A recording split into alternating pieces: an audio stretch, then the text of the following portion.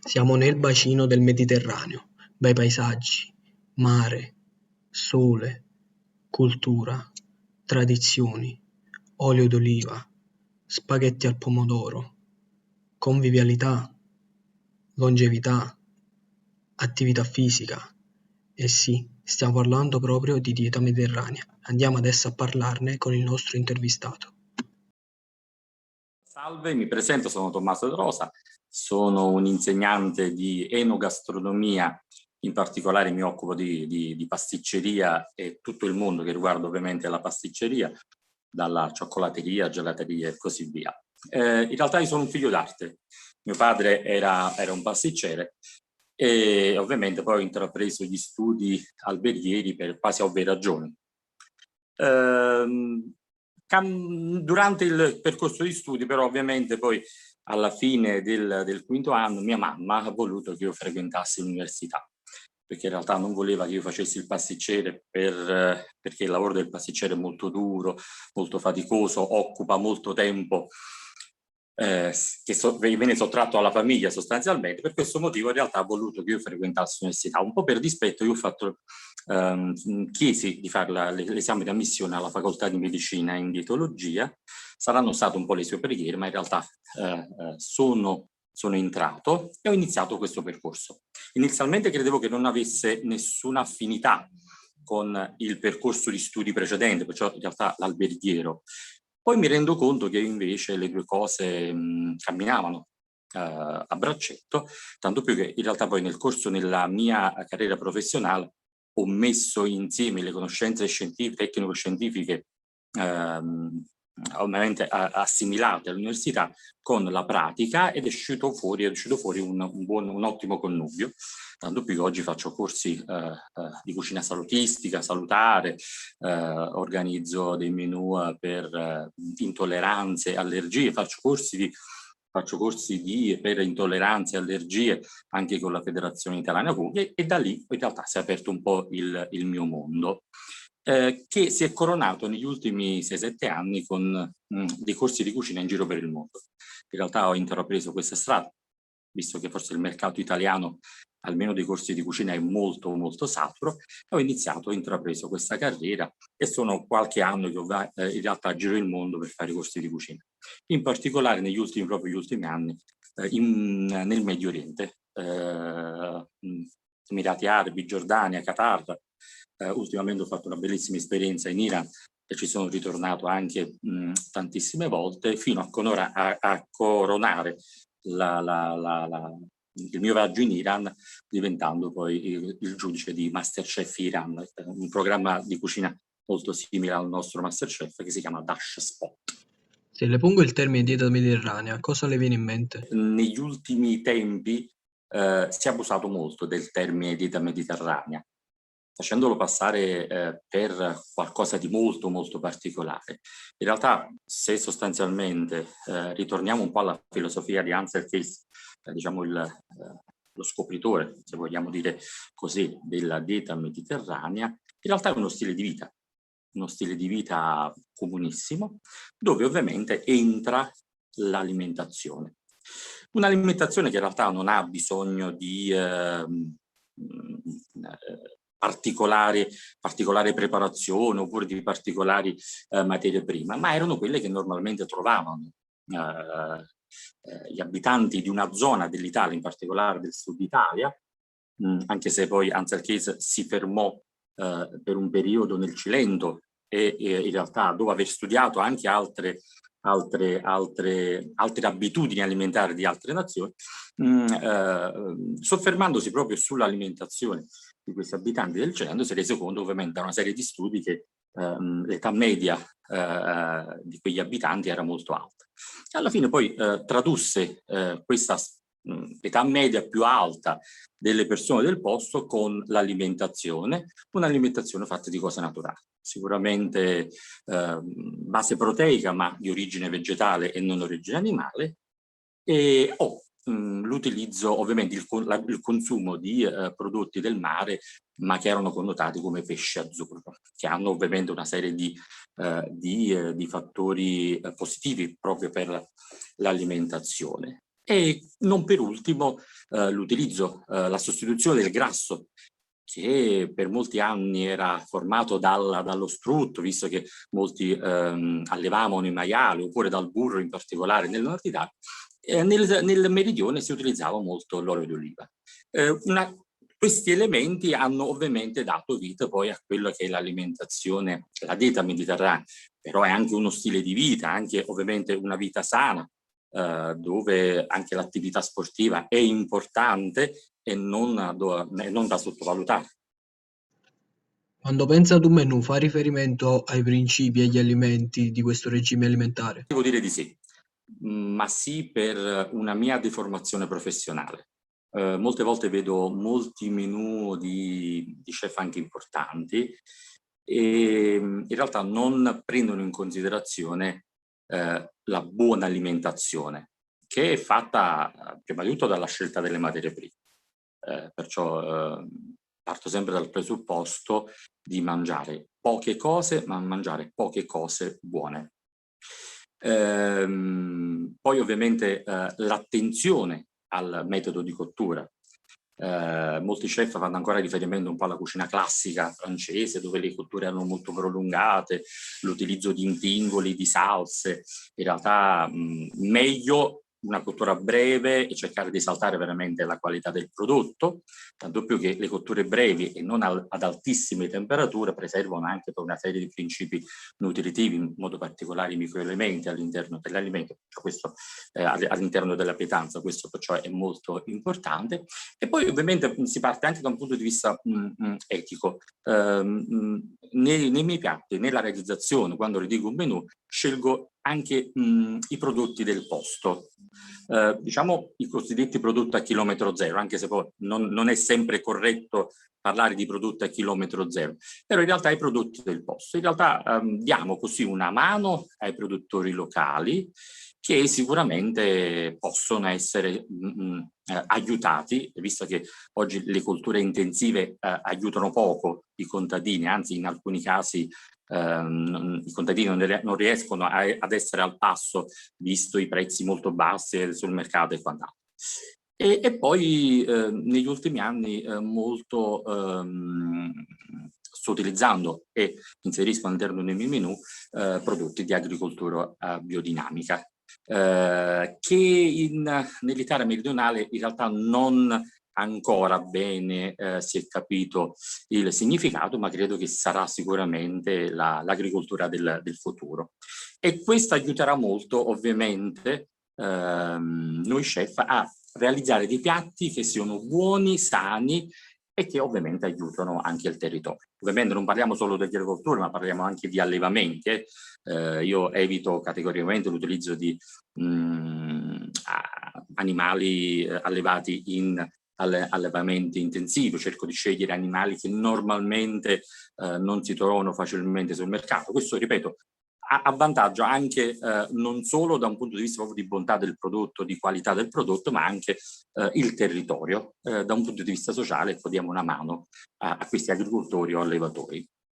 Quali sono i suoi piatti forti e quale secondo lei rappresenta maggiormente la dieta mediterranea?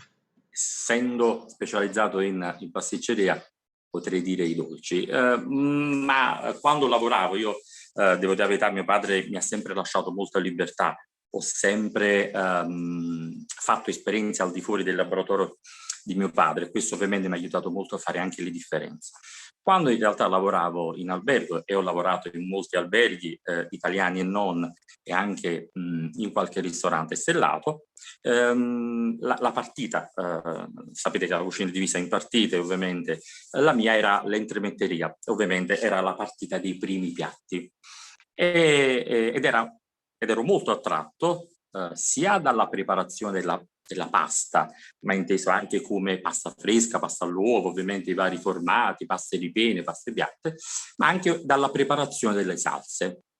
E in realtà era sempre un ottimo connubio, una buona pasta preparata bene con un buon sugo. Perciò in realtà in particolare credo che sia importante, quando si parla di dieta mediterranea, l'utilizzo della pasta, non in grandissime quantità, ma sicuramente deve essere presente all'interno della nostra dieta.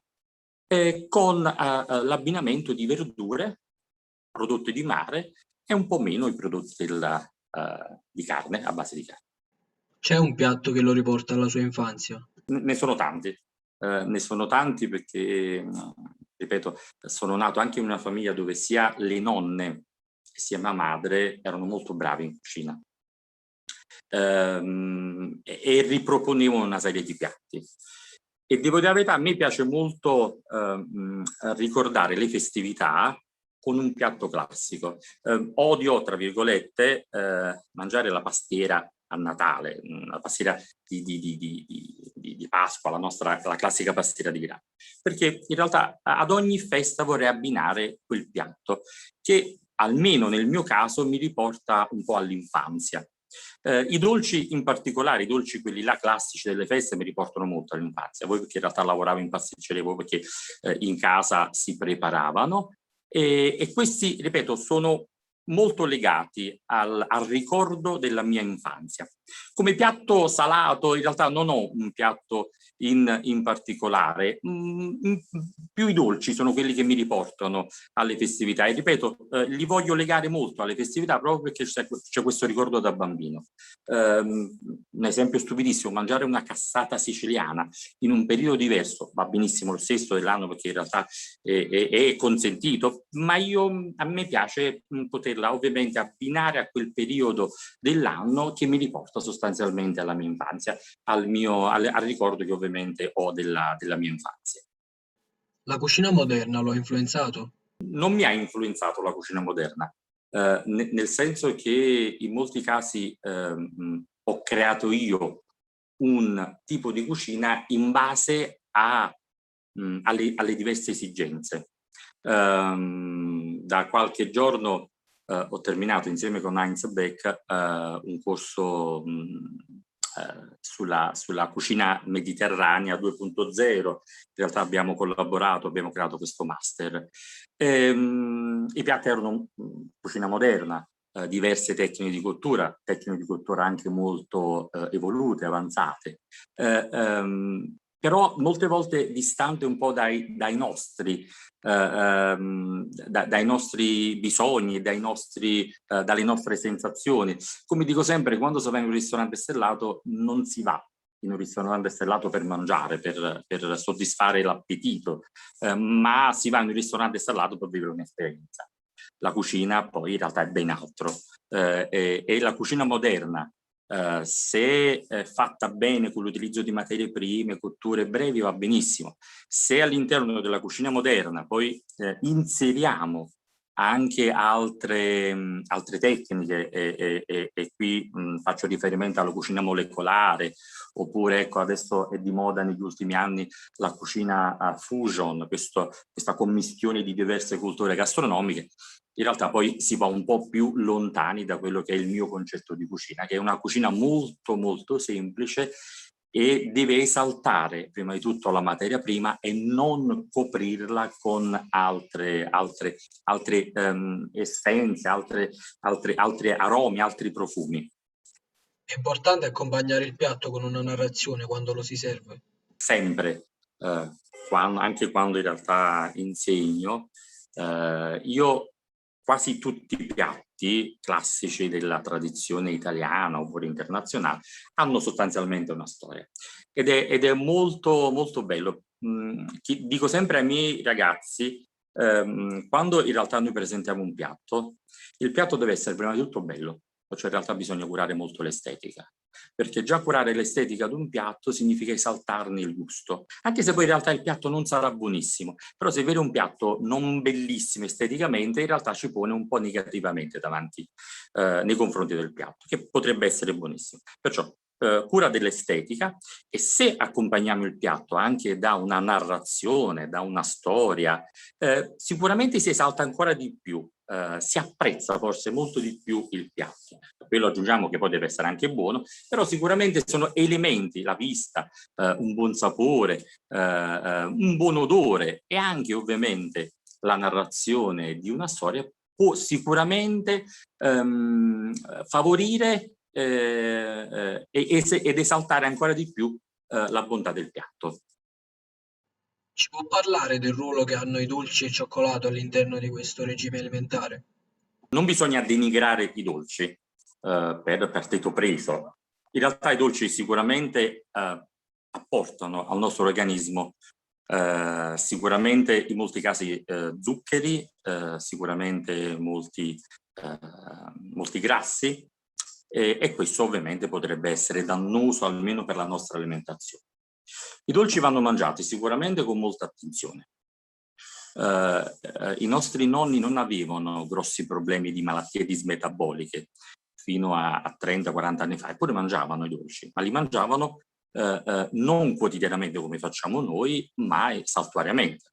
Si aspettava la domenica eventualmente per mangiare i dolci, si aspettava ecco, una festività per mangiare i dolci. In realtà il dolce in sé per sé non fa malissimo e molto probabilmente la quotidianità del dolce che fa male. Sicuramente favorire quei dolci con un basso contenuto di grassi, questo potrebbe essere sicuramente un grande risultato. Molto probabilmente sicuramente favorire dei dolci con un basso contenuto di zuccheri o sostituire i zuccheri, lo stesso discorso vale con i grassi e questo potrebbe sicuramente migliorare di più la qualità del dolce che viene assunto. E anche in questo caso una quotidianità potrebbe essere sicuramente un po' più accettata. Ripeto, i dolci vanno mangiati con moderazione e devono essere legati a dei momenti particolari. Se oggi abbiamo un'incidenza di obesità, in particolare tra i bambini, gli ultimi studi che ovviamente ho analizzato qualche anno fa, c'era una grave incidenza di obesità nei bambini. Molto probabilmente era dovuto forse ad un'alimentazione sbagliata, ma anche forse all'introduzione di troppi dolciumi. Un tempo la merenda si faceva con del pane e pomodoro, oggi la merenda si fa con le merendine. Gli snack si fanno con cioccolati particolari, in realtà latte, nocciolato, oppure del cioccolato ripieno e così via. Questo è che potrebbe essere il problema, ma non di per sé il prodotto, è l'abuso che se ne fa, che è un vero problema. Ritornando al cioccolato, poi io me ne occupo in modo particolare,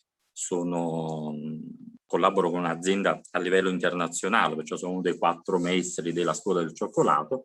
In realtà il cioccolato, se parliamo di cioccolato, dobbiamo parlare solo e esclusivamente di cioccolato fondente, con una percentuale oltre il 60%. Da studi fatti da diverse università italiane e straniere si è visto che l'assunzione anche di un quadrotto di circa 10 grammi, 5-10 grammi di cioccolato fondente al giorno possa addirittura essere da beneficio per l'apparato cardiocircolatorio.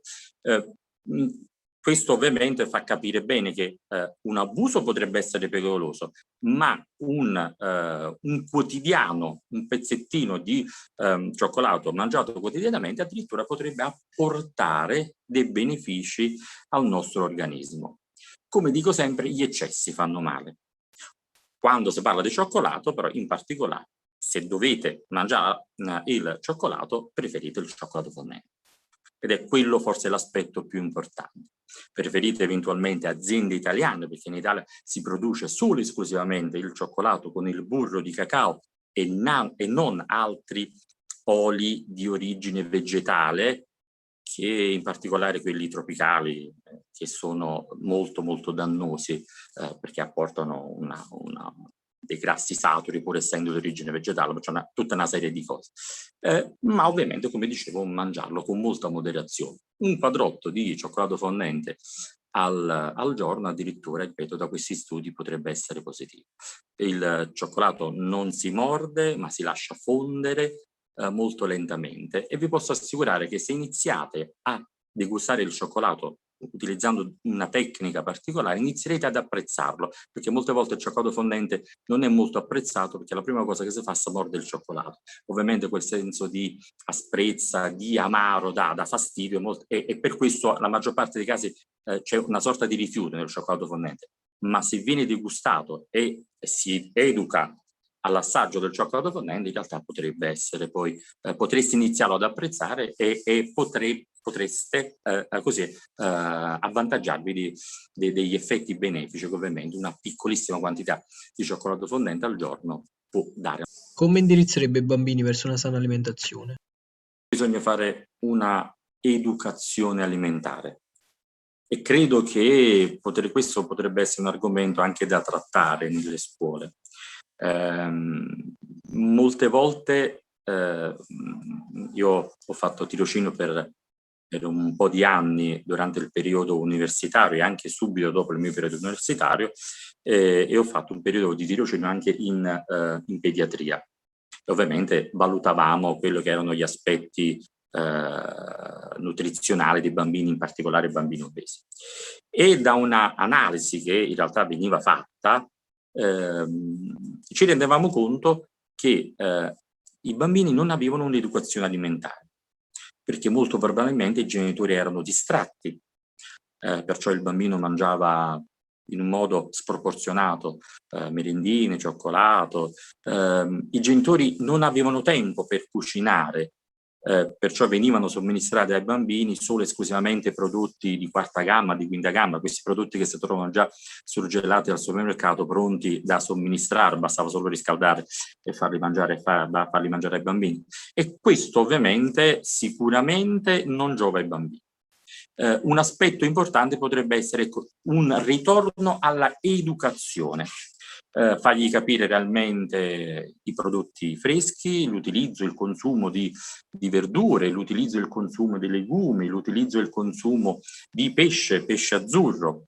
E quello che ovviamente dicevo poco prima, se una mamma è attenta, allora della merenda non gli somministrerà una merendina oppure non gli consentirà di mangiare una merendina, ma sicuramente del pane tostato con un pomodoro, un filo d'olio e un pochettino di sale potrebbe essere sicuramente una sana merenda da poter somministrare al bambino.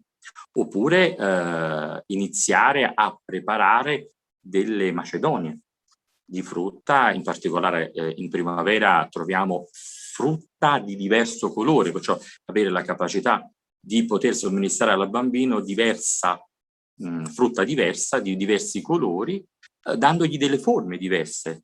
Anche quello potrebbe essere un vantaggio, no? Oggi facilmente in commercio si trovano delle formine, dei coppapasta a forma di animaletti, e quello potrebbe essere un vantaggio, creare della frutta, preparare la frutta a forma di un animaletto e poterlo somministrare al bambino. In quel caso si educa il bambino, si gioca con il bambino sia per la forma sia per i colori, e quello potrebbe essere già un inizio. Non bisogna, ripeto, quando si educa un bambino, quando si educa una persona, bisogna dedicargli del tempo. Se non abbiamo tempo, ovviamente il bambino cresce con i modelli di riferimento che ovviamente la televisione dà. E la televisione ovviamente dà dei modelli di riferimento che sicuramente non sono buonissimi, no? Che in realtà propina pubblicità di merendine, pubblicità di biscotti, pubblicità di bevande gassate, pubblicità di cioccolato, e questo ovviamente sicuramente non aiuta il bambino. La ringraziamo per averci concesso questa intervista e le facciamo i nostri complimenti.